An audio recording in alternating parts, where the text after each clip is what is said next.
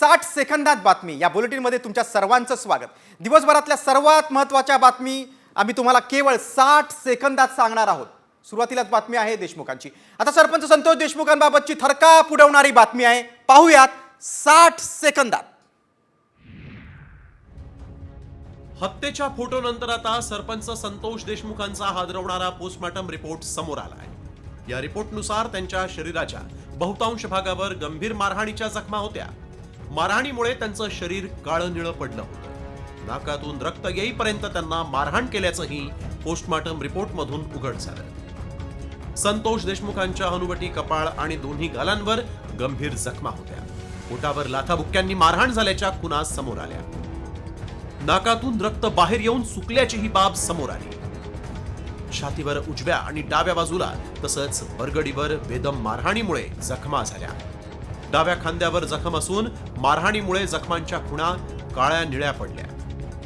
मांडी, गुडघा तसंच नडगीवर देखील मारहाण केल्यामुळे जखमांच्या मोठमोठ्या खुणा होत्या। तसंच गंभीर स्वरूपाच्या मारहाणीमुळे संतोष देशमुखांची पाठ काळी निळी पडल्याचंही समोर आलंय। आता तुम्हालाही धक्का बसेल अशी बातमी आहे। वाल्मिक कराडकडून बीड मधल्याच एकानं खंडणी उकळलेली आहे। जाणून घेऊयात 60 सेकंदात ही बातमी।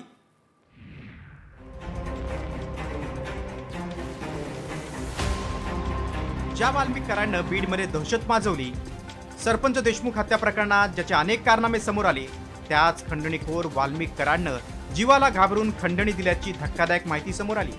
शिवराज बांगरनं कराडला अंगावर गाडी घालून ठार मारण्याची धमकी दिली होती। बांगर विरुद्धची FIRची कॉपी सामाजिक कार्यकर्त्या अंजली दमानिया यांनी सोशल मीडियावर पोस्ट केली। धनंजय मुंडेंच्या जगमित्र कार्यालयातील गणेश उगलेनं याबाबतची फिर्याद दिली होती। कराडच्या सांगण्यावरून गणेश उगलेनं 15 लाखाची खंडणी दिली होती। जगमित्र कार्यालयाच्या लॉकरमधून 15 लाख देतानाची दृश्य CCTVत कैद झाली। 15 लाख दिल्यानंतरही बांगरकडून कराडला धमक्या देण्यात आल्या। त्यामुळे कराडला धमकी देणारा आणि त्याच्याकडून खंडणी उकळणाऱ्या शिवराज बांगरची आता बीडमध्ये जोरदार चर्चा सुरू झाली। मात्र बांगर बीडचा पुढचा कराड होऊ नये यासाठी पोलिसांनी वेळीच त्याची चौकशी करून कारवाई करण्याची गरज आहे। शिवराज बांगरच्या बातमीनंतर वळूया पुढच्या बातमीकडे। मंत्री धनंजय मुंडेंच्या राजीनाम्याच्या माहितीवरून विधानसभेत विरोधक आक्रमक झाले होते। धनंजय मुंडेंचा राजीनामा झाला की नाही असा सवाल आमदार जयंत पाटलांनी सरकारला विचारला। मुंडेंच्या राजीनाम्याची माहिती सभागृहाला का दिली नाही असा सवाल त्यांनी विचारला। या मुद्द्यावरून विरोधकांनी सभात्याग केला। दरम्यान सभागृह संपण्याआधी निवेदन देणार असं उपमुख्यमंत्री अजित पवारांनी जाहीर केलं। मंडळातील सदस्यांचा राजीनामा झाला हा बाहेर जाहीर करण्यात आला, ज्याची माहिती सभागृहात देण्याची आवश्यकता आहे ती अद्यापपर्यंत दिली नाही। मुख्यमंत्री बाहेर प्रेसच्या समोर जातात आणि सांगतात की त्यांचा राजीनामा झालाय, ज्याची माहिती आणि त्यांना आम्ही तो राजीनामा स्वीकारलाय व त्यांना पदमुक्त केलेला आहे असं जे वाक्य आहे याचा अर्थ ते इथं सांगायला पाहिजे होतं। त्यामुळे सभागृहाचा अवमान होतो। तर त्या संदर्भात आपण आदेश दिले त्या प्रकारे आजचं सभागृहाचं कामकाज संपायच्या आत निवेदन त्या ठिकाणी केलं जाईल। पुढची बातमी बीड जिल्ह्यातून। मुंडेंनंतर आता धसांच्या कार्यकर्त्यांचेही कारनामे समोर येत आहेत। सतीश भोसले उर्फ खोक्या भाईनं अनेकांना अमानुष मारहाण केल्याचं समोर आलंय। मात्र आता त्यानं मुक्या प्राण्यांनाही सोडलं नसल्याचं दिसून येत आहे। आम्ही असं का म्हणतोय त्यासाठी आमचा हा रिपोर्ट पहा। सतीश भोसलेनं 1-2 नव्हे तर हजारो मुक्या प्राण्यांची कत्तल केल्याचं समोर आलंय। हरिण, काळवीट, ससे, मोरांचा त्यानं जीव घेतलाय। प्राण्यांची कत्तल करणाऱ्या भोसलेकडे वन विभाग आणि पोलिसांनी मात्र सपशेल कानाडोळा केल्याचं दिसतंय। हरणं धरीत असताना यांनी थोडे मोबाईल शूटिंग वगैरे काढल्यामुळं अलीकडची जाळीची शूटिंग आली पण पलीकडची शूटिंग आलेली नाही। ज्यात हरण मेन गुतलं होतं त्यामधली कसलीही शूटिंग आलेली नाही याच्यात। त्यांनी जो मोबाईल पण नेला आणि त्यानंतर त्यांनी हाना मारायला चालू केली। 2 गाड्या आल्या असता त्यांनी काय केलं, सतीश भोसलेंनी डायरेक्ट येऊन सगळ्यांना आम्हाला दोघांना पण हाना मारायला चालू केलं। दहशतच आहे त्याची, पूर्ण तालुक्यामध्ये दहशत आहे। त्यांनी कमीत कमी 200चे हरणं वरती मारले असतील, काही मोर मारले असतील। पोलिसांसोबत कसं साठलं होतं आपण पाहिलं। आता पुढच्या बातमीकडे। धस समर्थक सतीश भोसले उर्फ खोक्याचा आणखीन एक धक्कादायक व्हिडिओ समोर आलेला आहे। यात खोक्याला पैशांचा माज असल्याचं पाहायला मिळतंय। टेबलावर पैसे ठेवून ते उधळण्यात येत असल्याचं पाहायला मिळतंय। त्यामुळे खोक्या उर्फ सतीश भोसलेला पैशांचा माज आलाय का असा सवाल आता विचारला जातोय. सतीश भोसलेचा आणखीन एक व्हिडिओ समोर आलेला आहे. ठोकरे खा खा पता चला, फिदा जिस पे होते थे, एक सांप हमारा यार था.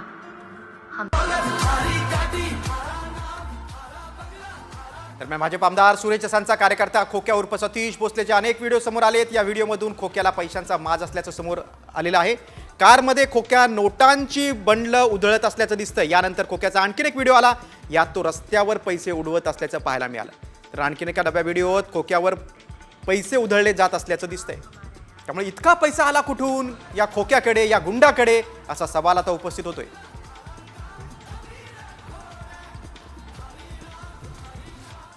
बीडचा गुंड सतीश भोसलेनं मारहाण केलेला कैलास वाघ आता समोर आलेला आहे. वाघ धक्कादायक कहाणी पाहूयात 60 सेकंदात. भाजप आमदार सुरेश धस यांचा कार्यकर्ता असलेल्या सतीश भोसलेनं 1.5 वर्षांपूर्वी एका व्यक्तीला बॅटनं जबर मारहाण करतानाचा व्हिडिओ व्हायरल झाला. त्या घटनेतील मार खात असलेला व्यक्ती पहिल्यांदाच समोर आलाय. कैलास वाघ असं या व्यक्तीचं नाव असून तो बुलढाणा जिल्ह्यातल्या सिंदखेड राजा तालुक्यातील महारेखेड या गावातला रहिवासी आहे. कैलास वाघ हे बीड जिल्ह्यातील एका गावामध्ये पोकलँडवर ऑपरेटर म्हणून काम करत होते. त्या कामाचे पैसे दिले नाही म्हणून कैलास वाघ घरी निघून आला होता.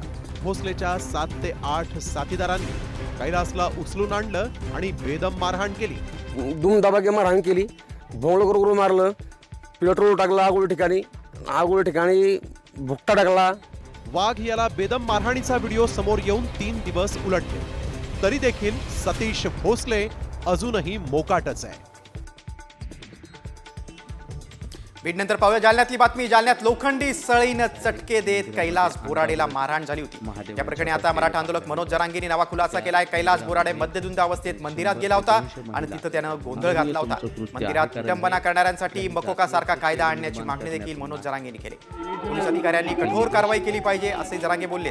तसंच विधिमंडळाच्या अधिवेशनात मकोका सारखा नवीन कायदा आणला गेला पाहिजे. तुम्ही हिंदुत्ववादी असाल तर हा कायदा करा अशी मागणी देखील मराठा आंदोलक मनोज जरांगे पाटलांनी केली. अश्लीलता असल्यासारखं ते त्याच्यावरती करतोय. हा कोणी काय माहिती नाही, परंतु ही हिंदू धर्माला डाग आहे, हिंदू धर्माच्या संस्कृतीला डाग आहे. विटंबना करणं ही कलंक आहे. अहिल्या मातेनं देवदेवतांचा जीर्णोद्धार केला महादेवाचा, आणि तिथंच जर ह्या असल्या कोण पायदाशी आहेत हे जर असं करत असल्या तर हा अवघड विषय. म्हणून म्हणतो मी, देवदेवतांची अशी विटंबना करणाऱ्यावर मोका लावला पाहिजे.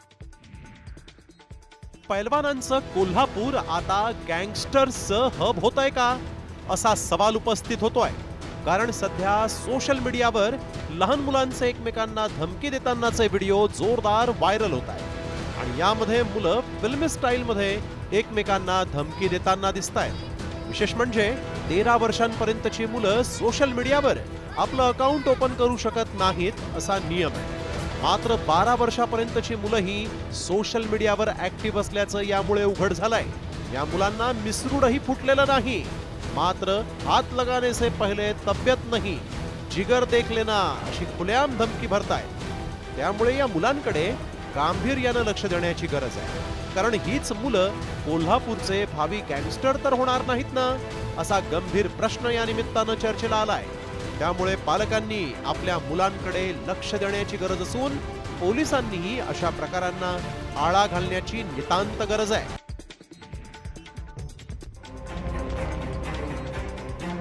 पिंपरी चिंचवडमध्ये कायदा सुव्यवस्थेचे 3-13 झाल्याची आणखीन एक घटना समोर आली आहे. चक्क एका पोलीस शिपायानं भर रस्त्यात टेबल टाकून फटाक्यांची आतिषबाजी करत, स्काय शॉट उडवत आणि सुतळी बॉम्बचा धमाका करून वाढदिवस साजरा केल्याची धक्कादायक बाब समोर आली आहे. विशेष म्हणजे रील्स तयार करण्यासाठी प्रवीण पाटील नावाच्या या पोलीस भाईच्या बर्थडेचं सेलिब्रेशन ड्रोननं शूट करण्यात आलं आणि या बर्थडेला स्थानिक गुंडांनी सुद्धा हजेरी लावल्याचा आरोप आमदार रोहित पवारांनी केलाय.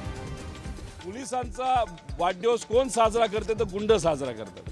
हा कसला संदेश आहे? म्हणजे एक संदेश सामान्य लोकांमध्ये आहे की आता पोलीस स्टेशनला जाऊच नका, कारण का हा गुंड त्या पोलीस स्टेशनच्या प्रमुखाचा वाढदिवस तिथं साजरा करतोय. साम टीव्हीने ही बातमी दाखवताच पोलीस आयुक्तांनी 4 पोलिसांचं निलंबन केलंय. मात्र गुंडांसोबत पोलिसांचं आणखीन एक साटोलोटं या निमित्तानं समोर आलंय. राज्यात औरंगजेबावरनं राजकारण पेटलेलं असताना आता दुसरीकडे औरंगजेबाच्या कबरीच्या संवर्धनासाठी केंद्र सरकार लाखो रुपयांचा निधी खर्च करत असल्याचा धक्कादायक दावा हिंदू जनजागृती समितीनं केलाय. 2011 पासून पुरातत्व खात्यातर्फे हा निधी खर्च करण्यात येतो. आतापर्यंत तब्बल 6.5 लाख रुपये दिले गेल्याची माहिती समोर आली आहे. विशेष म्हणजे सर्वाधिक निधी हा मोदी सरकारच्या काळातच वितरित झाल्याचंही हिंदू जनजागृती समितीने दिलेल्या माहितीतून समोर येत आहे. दुर्दैव आहे की ज्या औरंग्याच्या उदात्तीकरणासाठी केंद्रीय पुरातत्व खातं आतापर्यंत 6.5 लाख रुपये खर्च करतं. हेच केंद्रीय पुरातत्व विभाग छत्रपती शिवाजी महाराजांच्या त्या मंदिरासाठी केवळ आणि केवळ वर्षाला 3,000 रुपये खर्च करतं. आता वाढवून काहीतरी 6,000 रुपये झालेलं आहे.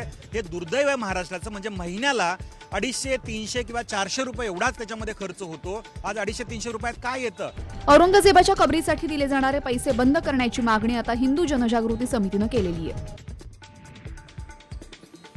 औरंगजेबाची कबर थेट जेसीबी लावून उकडून टाका अशी भूमिका खासदार उदयनराजे भोसलेंनी घेतलेली आहे. औरंगजेबाच्या कबरीवर केंद्र सरकार लाखो रुपये खर्च करत असल्याची बातमी साम टीव्हीने दाखवली. ही बातमी पाहिल्यानंतर उदयनराजेंनी संतप्त प्रतिक्रिया नोंदवली. ज्यांना औरंगजेबाचं दर्शन घ्यायचं असेल त्यांनी त्याला घरी घेऊन जावं असा सल्लाही दिला. उदयनराजे भोसलेंनी संतप्त प्रतिक्रिया दिलेली आहे. औरंगजेबाची कबर उकडून टाका अशी प्रतिक्रिया दिली. तो लुटायला झाला होता, चोर होता तो. त्याचं उदात्तीकरण काय करायचं? ते कशा करतात हे काय? आणि जे लोक दर्शनाला जातात त्यांना सांगा घ्या. त्यांचे वंशज आहे का ते दर्शनाला जातात? घेऊन जा, तुमच्या घरी ठेवा ना. मग नाही तर तुम्ही जावा. जे औरंगजेब कुठनं आला होता तुम्ही पण देश सोडून जावा. कशाला थांबता येतं? खोलून टाकाय नसतं काय? किती लागतं? एक JCB मारला खापकीर केलं की गेलं. त्या टाकून पडत. कोरटकर असो किंवा सोलापूरकर, महापुरुषांचा अपमान करणाऱ्या कुणालाही सोडणार नाही असा इशारा उपमुख्यमंत्री एकनाथ शिंदेने दिलाय. छत्रपती शिवाजी महाराज, संभाजी महाराज या महापुरुषांचा अवमान करणाऱ्यांना सोडणार नसल्याचा इशारा शिंदेने दिलाय. छत्रपती संभाजी महाराजांचा अवमान करणाऱ्याला अबू आझमी विरुद्ध देशद्रोहाचा गुन्हा दाखल करा अशी मागणी मीच केली होती असं देखील शिंदेने म्हटलेलं आहे. बदलापूर स्वारगेट घटना घडल्या, लाडक्या बहिणींवर नराधम अन्याय करतायत, त्यांना कुणालाही सोडलं जाणार नाही असं देखील शिंदे बोलले. बदलापूरला जी कारवाई झाली ती सर्वांनी पाहिली होती अशा शब्दात एकनाथ शिंदेने आरोपींना थेट इशाराच दिलाय. महाराष्ट्रात छत्रपती शिवाजी महाराज, संभाजी महाराज यांचा अपमान करणाऱ्या पिलावळ्याची वळवळ सुरू आहे आणि म्हणून ही वळवळ बंद केली पाहिजे. कुठल्याही परिस्थितीमध्ये अबू आझमी असो की आणखी कोणी असो, सोलापूरकर असो का कोरटकर असो, कोणालाही सोडलं जाणार नाही. 60 सेकंदात महत्त्वाच्या बातम्यांचा वेध आपण घेतला. तर आणखीन एक महत्त्वाची बातमी आहे. अनिल परबांच्या संभाजी राजेंवरील वक्तव्यावरून आज विधान परिषदेमध्ये जोरदार राडा पाहायला मिळाला. परबांनी संभाजी महाराजांची माफी मागा अशी मागणी सत्ताधाऱ्यांनी केली. तर वक्तव्य तपासा, आक्षेपार्ह असेल तर मी दिलगिरी व्यक्त करतो असं आमदार परबांनी म्हटलेलं आहे. दरम्यान नितेश राणे आणि अनिल परब यांच्यामध्ये जोरदार जुगलबंदी रंगलेली आहे. शाळाची व्याख्या ह्यांनी सांगावी लोकांना.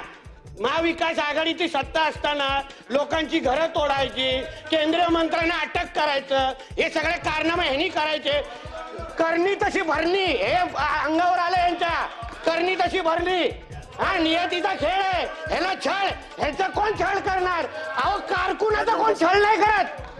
हा कारकुन स्वतःची तुलना छत्रपती संभाजी महाराजांची तुलना ह्यांनी करावी. ह्यांनी काय काय ह्यांनी माफी मागितली पाहिजे. शिवभक्तांची माफी मागितली पाहिजे अध्यक्ष महोदय. पण या सभागृहातल्या एका सदस्याने आपल्या कुत्र्याचं नाव शंभू ठेवलंय. या त्याची माफी पहिले. शंभू नाव ठेवलंय या गुढीपाडव्याला. त्याची माफी मागणार काय? त्याची माफी मागणार काय? कोरटकर सोलापूरकरांचा विचार हा विषय बाजूला काढावा म्हणून हा विषय आलाय. अधिवेशनात राणे परबांमध्ये कशी खडाजंगी झाली ते आपण पाहिलं. वळू आता पुढच्या बातमीकडे. मुख्यमंत्री फडणवीसांनी एकनाथ शिंदेंच्या जवळच्या मित्राला बाहेरचा रस्ता दाखवलाय. काय आहे ही बातमी पाहूया 60 सेकंदात. देवेंद्र फडणवीसांनी उपमुख्यमंत्री एकनाथ शिंदेंना आणखीन एक धक्का दिलाय. राज्यात केंद्राच्या धर्तीवर स्थापन करण्यात आलेल्या मित्र या संस्थेच्या उपाध्यक्ष पदावरून शिंदेंचे निकटवर्तीय बांधकाम व्यावसायिक अजय अशर यांची उपाध्यक्ष पदावरून उचलबांगडी करण्यात आली. तत्कालीन मुख्यमंत्री एकनाथ शिंदे यांनी त्यांची मित्र या संस्थेवर नियुक्ती केली होती. या संस्थेच्या उपाध्यक्षपदी दिलीप वळसे पाटील, राणा जगजितसिंह पाटील आणि राजेश क्षीरसागर यांची नव्यानं संस्थेच्या उपाध्यक्षपदी निवड करण्यात आली. मात्र यामुळे आता विरोधकांनी एकनाथ शिंदेंची चौकशी करण्याची मागणी केली. अजय अशर हा एक बिल्डर होता. आधीचे मुख्यमंत्री एकनाथ शिंदे यांचे संपूर्ण व्यवहार पाहणारा, त्यांचा पैशाचं संरक्षक म्हणून त्याची ओळख कलेक्टर. अजय अशरला अटक करून त्याची झडती घेतली पाहिजे की त्यांनी माजी मुख्यमंत्र्यांच्या साठी कुठे आणि कसा पैसा गोळा केला. आता हा मुद्दा विरोधक अधिवेशनात उचलणार का याबाबत उत्सुकता लागली.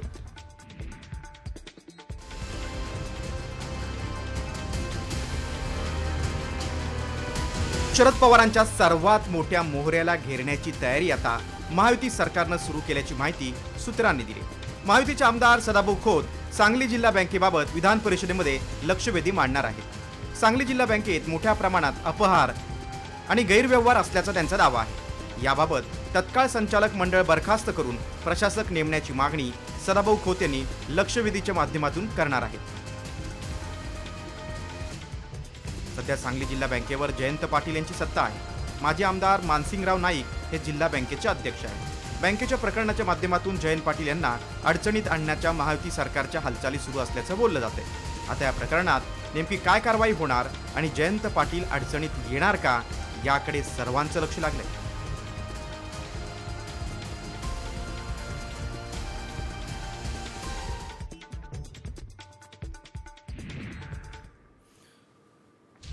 बघा जयंतराव, तुम्ही माझं ऐकत नाही ना दादांचं ऐकता. बघा, एक चुकीच्या गोष्टी चुकीच्या ठिकाणी बोलता.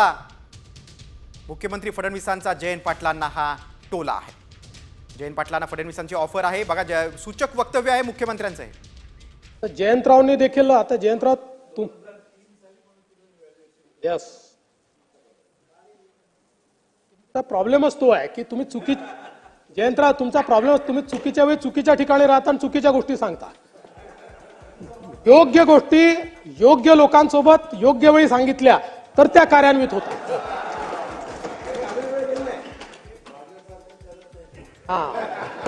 तुम्ही दादांचं ऐकत नाही, तुमचा प्रॉब्लेम आहे आणि माझंही ऐकत नाही, प्रॉब्लेम आहे. मुख्यमंत्र्यांच्या सूचक वक्तव्यानंतर आता वाळू माफियांच्या दादागिरीची बातमी आहे. जालना जिल्ह्यातील परतूरमध्ये वाळू माफियांनी महिला तहसीलदारावर जीवघेणा हल्ला केला. या हल्ल्यात तहसीलदार प्रतीक्षा गोरे यांचा हात फ्रॅक्चर झालाय. हल्ला करणाऱ्या बिल्डर आणि वाळू माफियांवर कडक कारवाईची मागणी आमदार बबनराव लोणीकर यांनी केली आहे. वाळू तस्करी सुरू असताना तहसीलदार गोरे या कारवाई करण्यासाठी गेल्या होत्या, मात्र त्यांच्यावर जीवघेणा हल्ला झालाय. पोलीस प्रशासन केवळ बघ्याची भूमिका घेत असल्याचा आरोपही लोणीकर यांनी केलाय. एकीकडे आपण जागतिक महिला दिन म्हणून साजरा करतो जगभरामध्ये, आणि महिला अधिकाऱ्यावर वाळू चोरणारे, मुरुम चोरणारे रात्री 1 वाजता पकडले असता तहसीलदारला मारहाण केली. तहसीलदारचा हात फ्रॅक्चर झालेला आहे. त्यांचा जीव जाईल की वाचेल एवढी मारहाण झालेली आहे. आणि या गुंडांना पकडण्यासाठी पोलीस बघ्याची भूमिका घेत आहेत.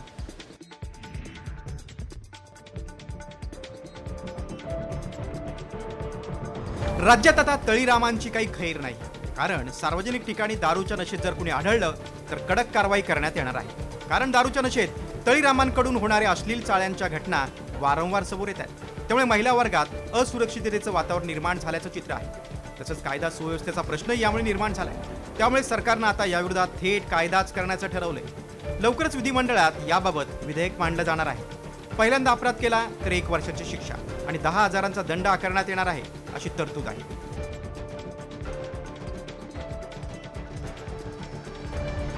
तर दुसऱ्यांदा कायदा मोडल्यास 1.5 वर्षांची शिक्षा आणि 20,000 रुपयांचा दंड करण्यात येणार आहे. अनेक वेळा दारूच्या नशेत धार्मिक स्थळांचं पावित्र्यही बिघडवलं जात असल्याचं निरीक्षण सरकारनं नोंदवलंय. आता नव्या कायद्यामुळे तळीरामांची काही खैर नाही.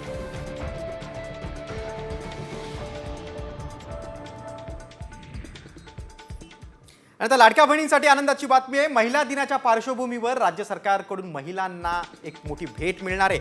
आजपासून पात्र महिलांच्या खात्यात फेब्रुवारी आणि मार्च महिन्याचे एकत्रित 3,000 रुपये जमा केले जाणार आहेत. महिला व बालकल्याण मंत्री अदिती तटकरे यांनी याबाबत माहिती दिलेली आहे. महिला दिनाचं औचित्य साधून फेब्रुवारी आणि मार्च महिन्याचा जो एकत्रित हप्ता आहे 3,000 इतक्या सन्मान निधीचा, हा आज आपण महिलांच्या थेट खात्यामध्ये वितरित करत आहोत. आम्ही ह्या दोन्ही महिन्याचा लाभ आज महायुतीच्या सरकारच्या माध्यमातून राज्याचे मुख्यमंत्री आणि दोन्ही उपमुख्यमंत्री यांच्या सूचनेनुसार आज सुरुवात केलेली आहे. पुण्यातील बलात्काराची घटना ताजी असताना सांगलीतही शिवशाही बसमध्ये एका तरुणीचा विनयभंग झाल्याची धक्कादायक घटना घडली. पुणे ते सांगली शिवशाही बसमधून रात्री प्रवास करणाऱ्या तरुणीचा सहप्रवासी तरुणानं अश्लील चाळे करत विनयभंग केला. आष्टा बस स्थानकातून सांगलीकडे येत असताना त्यानं अश्लील चाळे केले. बस सांगली स्थानकात आल्यानंतर तरुणीने हा प्रकार बस चालकासह प्रवाशांना सांगितला. त्यानंतर वैभव कांबळे या तरुणाला पोलिसांच्या ताब्यात दिलं. शिवशाही बसमध्ये एक महिला तक्रार करत असल्याचे व काहीतरी सांगत असल्याचे, रडत असल्याचे दिसून आले. आमच्या कर्मचाऱ्यांजवळ जाऊन पाहिला असता एक व्यक्ती तिच्या पाठीमागील सीटवर बसला आणि तो पाठीमागून खिडकीतून हात घालून तिच्या कमरेला हात लावत होता, खांद्याला हात लावत होता. अशा पद्धतीने तिची तो विनयभंग करत होता, छेडछाड करत होता, अशी तिची तक्रार होती. तात्काळ आमच्या पोलिसांनी त्या ठिकाणी ड्युटीवरच्या कर्मचाऱ्यांनी त्या व्यक्तीला जागीच पकडलेलं आहे.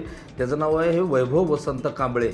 त्याला तात्काळ तिथं जाग्याच पोलिसी खाक्या दाखवून ताब्यात घेण्यात आलं आणि पोलीस सांगली शहर पोलीस स्टेशनला आणून त्या महिलेचा FIR नोंदवण्यात आला.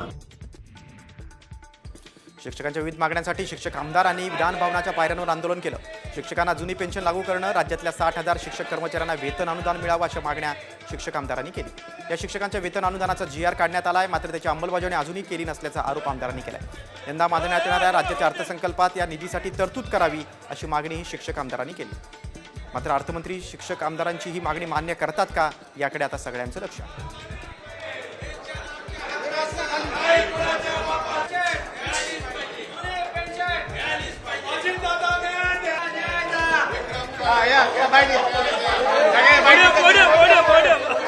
शिक्षक कर्मचारी वेतनापासून वंचित आहेत. त्यामुळे आज आम्ही सर्वपक्षीय शिक्षक आणि पदवीधर आमदार मिळून या ठिकाणी पायऱ्यावरती आंदोलन करतोय की किमान उद्याच्या अर्थसंकल्पामध्ये या सर्व शिक्षक कर्मचाऱ्यांना वेतन देण्यासाठी आर्थिक तरतूद करावी, ही मागणी आम्ही या ठिकाणी घेतलेली आहे.